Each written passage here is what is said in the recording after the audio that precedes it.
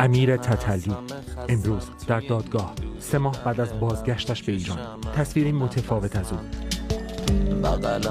در کنار مادر و خواهرش. قاضی نماینده همان حاکمیتی است که تتلو و هم نسل‌های زیرزمینیش بدون اجازه آنها خواننده شدند و تتلو که برای توصیف حال این روزهایش کلمه کم می‌آورم. تصاویر سالهای اخیرش را، جنجالهایش را و اتهامهایی که علیهش مطرح است را کم و بیش همه شنیدند، اما شاید برای شناختنش باید به 17 سال پیش بازگشت، اوج دوران ریاست جمهوری محمود احمدی نژاد.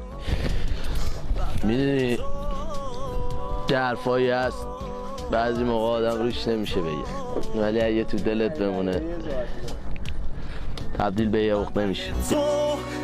امیر تتلو با خواندن حرفهای دلش خواننده شد سال 1385 وقتی 19 ساله بود. اولین گفتگوی رسانه‌ای او با برنامه رادیویی زیگزاگ بخش فارسی BBC بود 17 سال پیش. من نمیتونم بگم با کدوم آلبوم شروع کردم یا آلبومم چی بوده، چون که اصلا هیچ آلبومی واقعا نبوده. ما همینجوری تک ترک میخوندیم میدادیم بیرون. اونایی که یه ذره بیشتر معروف تره رو من میگم. اولین آهنگمون که همون برو از پیش من بود. اولی که دیدمت تو نگاه فهمیدم که رسیدم به.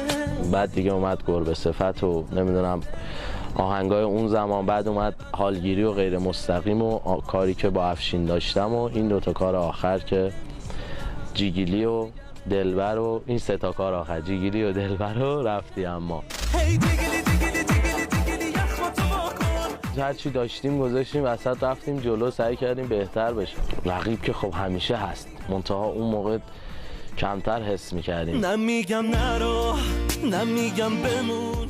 در همان سالهای نخست هم چندین بار تغییر روش داد در خواندن. الان وقتی مثلا اون آهنگای اون موقع رو گوش میدم زیاد خودم خوشم نمیاد، ولی اون موقع نسبت به اون موقع خوب بود. اگه خوب نبود که هیچ وقت ما به اینجا نمیرسیدیم.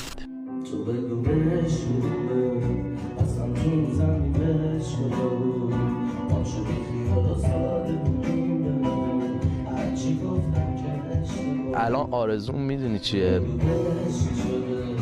شاید از خیلی از خواننده ها بپرسی آرزوشون چیه، بگن که امیدوارم جهانی شم یا مثلا مشهورترین خواننده مثلا ایرانی شم. ولی من بزرگترین آرزوم اینه که اگه قراره 100 نفر منو بشناسن 50 نفر بشناسن ولی اون 50 نفر دوستم داشته باشن. یعنی بزرگترین آرزوم اینه که محبوب باشم تا مشهور.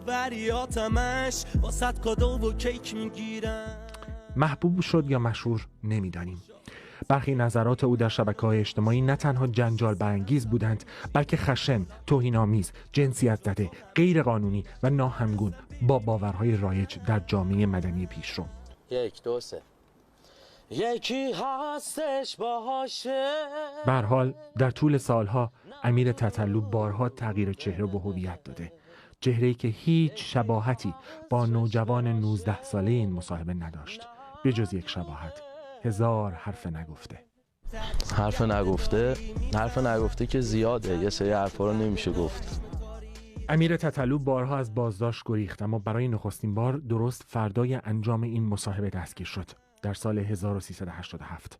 بعد بارها از ایران خارج شد ولی دوباره بازگشت.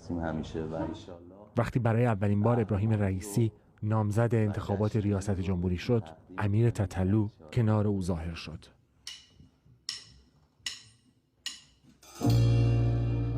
و باز از ایران رفت و در این آوارگی ها آنی شد که امروز. علی همدانی، BBC.